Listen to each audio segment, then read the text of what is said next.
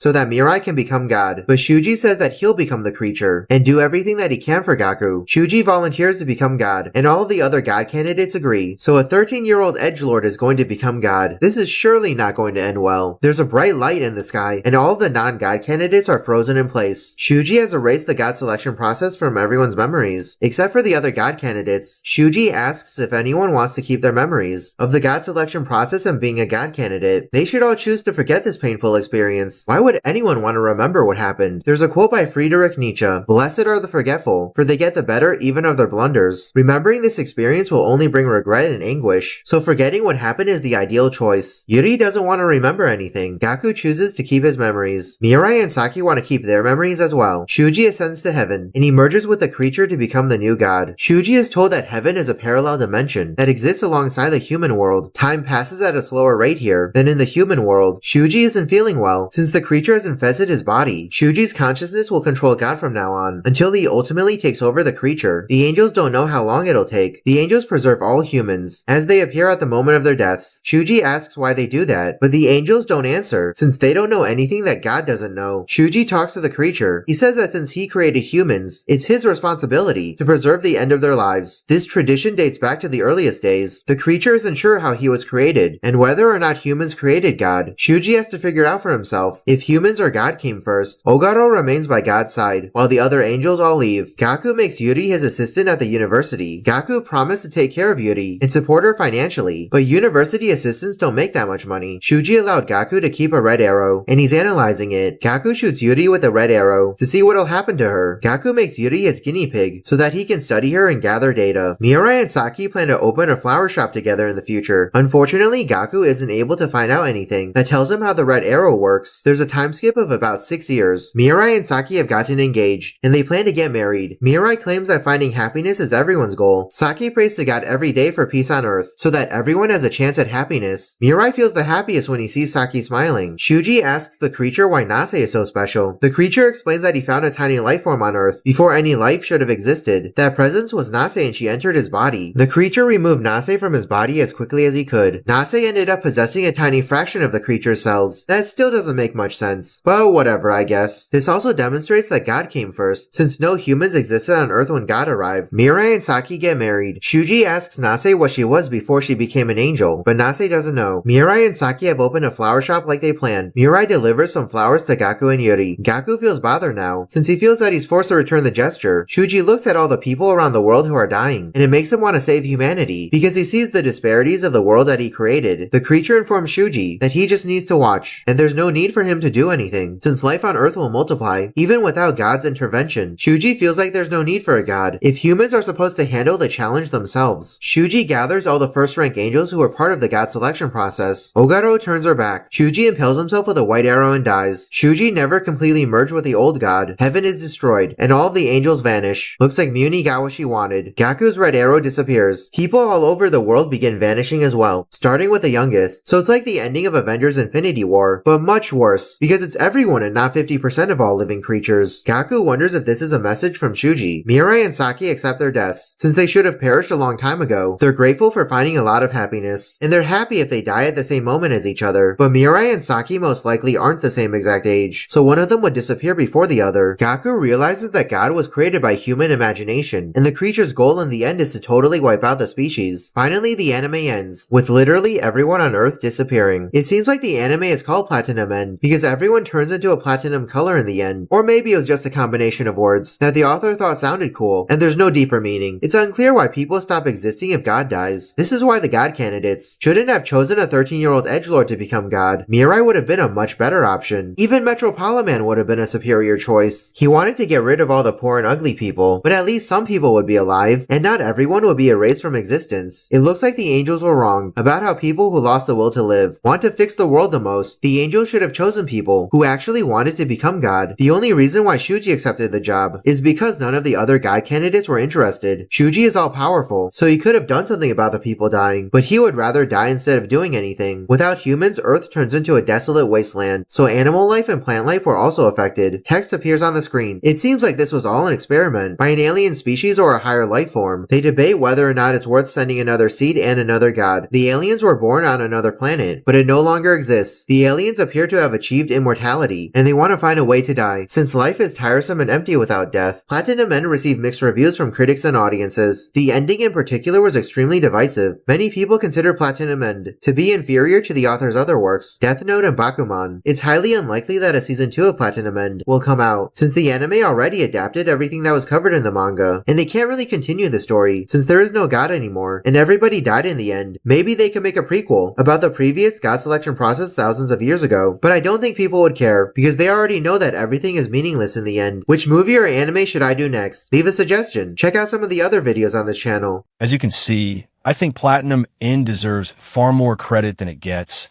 and ultimately succeeds in ways Sword Art Online never did. While Platinum End isn't a perfect series, it generally stays committed to its own rules, gives its conflicts meaningful consequences, and earns many of its biggest moments through the decisions its characters make. Sword Art Online, on the other hand, too often undermines its own world building with convenient plot devices, inconsistent rules, and scenes that seem designed to make Kirito look impressive regardless of whether they make sense. Instead of resolving conflicts through believable storytelling, it frequently relies on plot convenience over internal consistency. For me, that's the biggest difference between the two series. Platinum End may not receive the same level of popularity or praise, but I think it's the stronger written story. It trusts its premise, respects its own rules, and doesn't constantly bend reality just to manufacture a cool moment for its protagonist. Compared to that, Sword Art Online often feels more interested in spectacle than coherent storytelling. That's why I believe Platinum End deserves far more credit than it's given, while Sword Art Online receives far more praise than its writing actually earns. One of the biggest reasons I find Platinum End so much more engaging is that it creates genuine suspense. The story constantly puts its characters into situations where it isn't obvious how they're going to survive or come out on top. The heroes face opponents with dangerous abilities, difficult moral choices, and real consequences for failure. As a viewer, you're left wondering how they're possibly going to overcome the obstacles in front of them, which makes each confrontation feel tense and rewarding when a solution is finally revealed. Sword Art Online rarely gives me that same feeling. Too often, the outcome feels predetermined because the story repeatedly finds a way for Kirito to come out on top. Whether through an unexplained new ability, a convenient exception to the rules, or a last-minute plot device. Instead of building suspense, it often feels like you're simply waiting for the inevitable moment when the protagonist wins. When you already expect the hero to succeed no matter what, many of the fights lose their tension and become far less exciting. For me, that's one of the biggest differences between the two series. Platinum End keeps me guessing, while Sword Art Online too often feels predictable. For me, Platinum End is simply the more exciting series. It constantly creates situations where the stakes feel real, the conflicts are unpredictable, and every confrontation has the potential to change the direction of the story. Because the characters aren't guaranteed an easy victory, it's easy to become invested in what happens next. Each battle feels like it matters, and the uncertainty keeps you engaged from one episode to the next. Sword Art Online has the opposite effect on me. Instead of building suspense, many of its biggest moments feel predictable because the story repeatedly signals that everything will work out for the protagonist. When you already expect the same outcome every time, it's difficult to feel any real tension. As a result, many of the action scenes lose their impact, and what should be exciting ends up feeling routine. That's why I find Platinum End far more entertaining to watch. It consistently keeps me engaged, while Sword Art Online too often struggles to create that same sense of excitement. Another reason I connect with Platinum End far more than Sword Art Online is its characters. They feel like real people with believable flaws, insecurities, and limitations rather than idealized heroes who always have the perfect answer. They make mistakes, struggle with difficult decisions, doubt themselves, and sometimes fail. Those imperfections make their victories feel earned because they've had to grow, adapt, and overcome genuine obstacles instead of simply succeeding because the story demands it. By comparison, I find many of Sword Art Online's main characters much harder to relate to. They often come across as exceptionally talented, unusually capable, or consistently one step ahead of everyone else. While that can make for flashy action scenes, it also reduces the sense of vulnerability that makes characters compelling. When someone excels at nearly everything they attempt, it's harder to feel invested in their journey because it rarely feels like they're in real danger of failing. For me, that's one of Platinum End's greatest strengths. Its characters aren't defined by perfection. They're defined by their humanity. Their flaws, weaknesses, and emotional struggles make them feel more believable, more relatable, and ultimately far more compelling to watch than characters who always seem destined to come out on top. When it comes to Sword Art Online, I rarely feel any real suspense because I already expect the main character to come out on top. Going into most major fights, it feels like the outcome is already decided long before the battle even begins. Instead of wondering whether Kirito can overcome the challenge, I'm usually wondering what the story is going to do to ensure he wins this time. That predictability makes it much harder for me to become invested in the conflict, because it never feels like the protagonist is in genuine danger of losing. By contrast, stories become much more engaging when victory isn't guaranteed. If the audience believes the hero can fail, every decision and every confrontation carries more weight. That's one of the reasons I find Platinum End more compelling.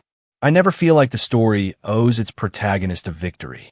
The uncertainty keeps me invested, whereas with Sword Art Online, I often feel like the destination is already predetermined, which takes much of the tension out of the experience. Another area where I think Platinum End succeeds far more than Sword Art Online is its use of mythology and larger themes. Platinum End takes inspiration from concepts like angels, divine selection, fate, and the idea of what it truly means to become a god, and it actually uses those ideas to create interesting conflicts between its characters. The mythology isn't just there as a cool aesthetic.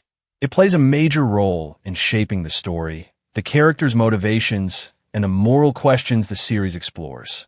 What I like about Platinum End is that it doesn't simply present its supernatural elements as something to accept without question. It constantly challenges the meaning behind them. What kind of person deserves ultimate power? What happens when ordinary humans are given abilities that are beyond their understanding? Should someone have the authority to decide the fate of others? These questions give the story a deeper layer beyond just the battles themselves. By comparison, I think Sword Art Online's world building often feels much more focused on the game mechanics and surface-level ideas rather than exploring the deeper implications of its premise. The concept of being trapped in a virtual world has incredible potential, but I feel the series rarely pushes those ideas as far as it could. Instead of exploring the philosophical consequences of its setup, it often shifts toward action, romance, and making sure the protagonist gets another impressive moment. That's why Platinum End's mythology stands out more to me. It feels like the supernatural elements are actually connected to the story's themes and purpose, while Sword Art Online's concepts often feel like they exist primarily to create a setting for cool moments. Whether someone loves or hates Platinum End, I think it deserves credit for attempting something more ambitious with its ideas rather than simply relying on familiar formulas. Another difference I've noticed is the community. In my experience, Platinum End fans have generally been much more welcoming and open to discussion. Even when people disagree, I've found that conversations are more likely to focus on the story, the characters, and different interpretations rather than turning into personal arguments. There's a willingness to acknowledge both the strengths and the weaknesses of the series, which makes it more enjoyable to talk about. By comparison, I've personally had a much less positive experience with parts of the Sword Art Online community. Discussions can sometimes become defensive very quickly, especially when someone criticizes the series' writing or points out what they see as plot holes or inconsistencies. Instead of debating the ideas themselves, conversations can shift toward defending the franchise at all costs, which makes meaningful discussion more difficult. Of course, every fan community has respectful people as well as toxic ones, and not every fan fits the same stereotype. This is simply based on my own experience interacting with both communities. Overall, I found the Platinum End community to be more welcoming, more open to criticism, and more enjoyable to engage with. One of my biggest problems with parts of the Sword Art Online fanbase is how unwilling they seem to be to accept criticism of the series. To them, Sword Art Online isn't just a good anime. It's treated as if it's beyond criticism altogether. Point out a plot hole, an inconsistency, or a scene that doesn't make sense, and instead of engaging with the argument, the conversation often turns into excuses, deflections, or outright denial. It's as if acknowledging a single flaw would somehow diminish their enjoyment of the show. What makes this especially frustrating is that no series is perfect. Every story has weaknesses, and being able to recognize them doesn't mean you hate the series. But with some Sword Art Online fans, even the mildest criticism is treated like a personal attack. Rather than discussing the writing honestly, they seem determined to defend every questionable decision, no matter how illogical or poorly explained it might be. That kind of blind loyalty makes meaningful discussion almost impossible. Ironically, I think accepting criticism is one of the biggest signs that a series is genuinely strong. A well-written story can withstand scrutiny because its strengths outweigh its flaws.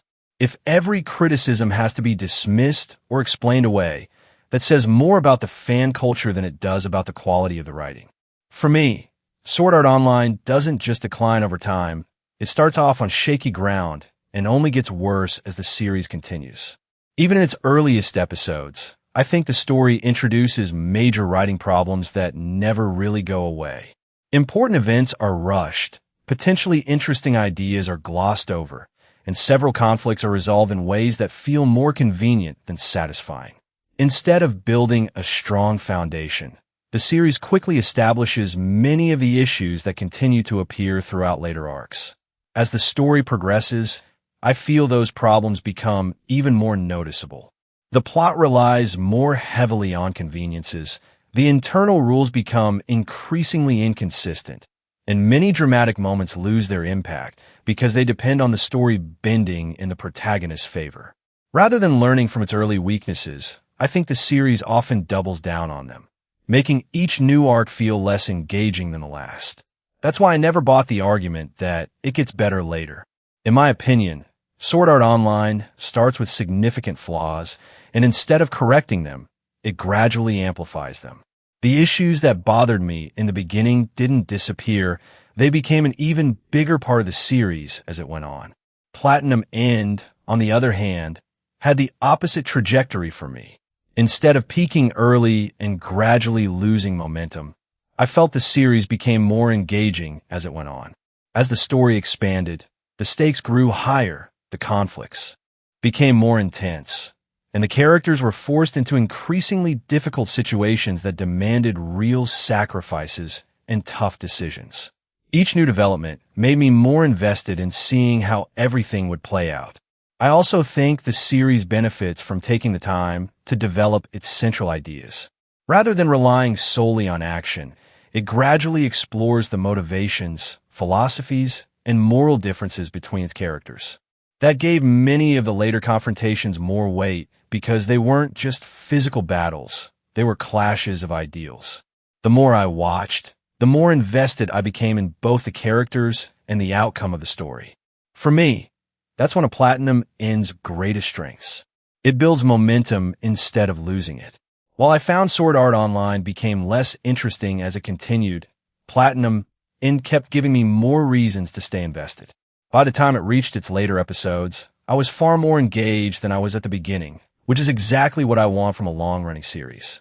Personally, I'd love to see the anime industry produce more series like Platinum End and fewer like Sword Art Online. I enjoy stories that are willing to take risks, challenge their characters, and build suspense by making victory feel uncertain. When a series respects its own rules and allows its characters to struggle, fail, and earn their successes, every major moment becomes far more satisfying. By comparison, I have a much harder time staying invested in stories where the protagonist seems destined to win no matter what. When the outcome feels predictable and the plot repeatedly bends to favor the main character, the tension starts to disappear and many of the biggest moments lose their impact. For me, that kind of storytelling is far less engaging than watching characters overcome obstacles through believable decisions and genuine growth. That's why I think the industry would benefit from more series that prioritize strong writing, meaningful stakes, and well-developed characters over spectacle alone. In my view, Platinum End represents the kind of storytelling I'd like to see more often, while Sword Art Online represents a style that I'm personally much less interested in seeing repeated. Of course, taking risks doesn't always pay off, and Platinum End is a perfect example of that. The series is divisive, and plenty of people simply didn't enjoy it. Some of its creative decisions clearly didn't resonate with a large portion of the audience, and that's completely fair. But I'd much rather watch a series that's willing to aim high and occasionally miss than one that plays everything safe from beginning to end. To me, ambitious storytelling is far more memorable than predictable storytelling. Even when a risky idea doesn't land perfectly, I can still appreciate the effort to try something different instead of following the same formula that's been done countless times before. At least Platinum End feels like it has its own identity and isn't afraid to make bold choices that spark discussion. That's something I value in any story. I'd rather watch a series that gives me something to think about, even if it doesn't get everything right, than one that sticks to familiar tropes and never surprises me. A story that takes chances might stumble, but it also has the potential to create moments that truly stand out. For me, that's much more interesting than watching a series that plays it safe every step of the way. Obviously, we won't be getting any more Platinum End since the story has already reached its conclusion, and I actually respect that it was allowed to end instead of being dragged out indefinitely. Even though I'd love to spend more time with these characters, I think the series told the story it wanted to tell and brought it to a proper close. That said, I'm definitely interested in seeing what the author does next. Even if I don't end up loving every future project, I'm curious because they're clearly willing to take creative risks and tell stories that aren't afraid to challenge the audience. I'd rather follow a creator who's constantly trying new ideas than one who keeps recycling the same formula over and over again. Whatever they decide to work on next, it'll definitely have my attention. For me, the author of Platinum End has earned my attention and my trust as a storyteller. Even if every creative decision doesn't land perfectly, I know I'm going to get a story that's willing to take risks, challenge its characters, and try something different. That alone makes me interested in whatever they choose to create next. When an author consistently demonstrates ambition and a willingness to think outside the box, I'm much more inclined to give their future work a chance. I can't say the same for Sword Art Online. Personally, the series hasn't earned that same level of confidence from me. After seeing so many plot conveniences, inconsistent rules, and writing decisions that I didn't enjoy, I don't automatically get excited just because a new Sword Art Online project is announced. Instead of feeling anticipation, my first reaction is skepticism. That's the biggest difference for me. Platinum End's author has made me want to follow their future work because I respect their willingness to experiment, even when the results are divisive. Sword Art Online, on the other hand, hasn't given me that same confidence. One creator has earned my curiosity, the other still has to earn my trust. For me, Sword Art Online has simply become a waste of time.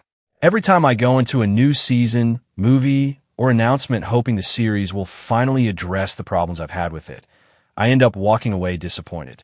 Instead of improving on what came before, it often feels like I'm watching the same writing issues play out over and over again. After a while, it stops being frustrating and just becomes exhausting. At this point, I don't get excited when new Sword Art Online content is announced because my expectations have been lowered by one disappointment after another. Rather than wondering how the story is going to surprise me, I find myself expecting more plot conveniences, more inconsistent world building, and more moments that leave me scratching my head. That's not a feeling I want to have when I'm starting a new anime. There are so many great series out there competing for my time that I'd rather spend it on stories that challenge me, surprise me, or leave me thinking long after the credits roll. Personally, Sword Art Online no longer does that. For me, it's become a series that repeatedly promises more than it delivers. And after being disappointed so many times, I'd rather invest my time in something else. Honestly, it's baffling to me that Sword Art Online still has such a devoted following. After everything I've watched, I just don't see what so many people find compelling about it. When I look at the series, I see inconsistent writing, convenient plot developments, and a protagonist who, in my opinion, rarely feels like he's in genuine danger. Those issues make it difficult for me to understand why it's often held up as one of the defining anime of a genre. What surprises me even more is that many of the criticisms people have raised over the years are still present. Yet the series continues to receive overwhelming praise from a large portion of its audience. From my perspective, those aren't small nitpicks. They're fundamental storytelling problems that make it much harder to stay invested. Because of that, it's genuinely difficult for me to relate to the level of enthusiasm the franchise still inspires. That doesn't mean everyone has to dislike it. People enjoy different things, and that's perfectly fine. But speaking for myself, I struggle to understand why Sword Art Online continues to be celebrated the way it is. Given my experience with the series, that's something I'll probably never fully understand. For me, one of the biggest reasons I don't spend much time thinking about Sword Art Online anymore is that there's simply too many better shows competing for my attention. There are countless anime, movies, and television series that, in my opinion, offer stronger writing, more compelling characters, better world building, and far more satisfying stories. With so much great entertainment available, I don't feel much reason to keep revisiting a series that consistently leaves me disappointed. Every hour you spend watching one show is an hour you could have spent discovering something new. I'd rather invest my time in stories that surprise me, challenge me, and leave a lasting impression than in a series that I already know isn't going to click with me.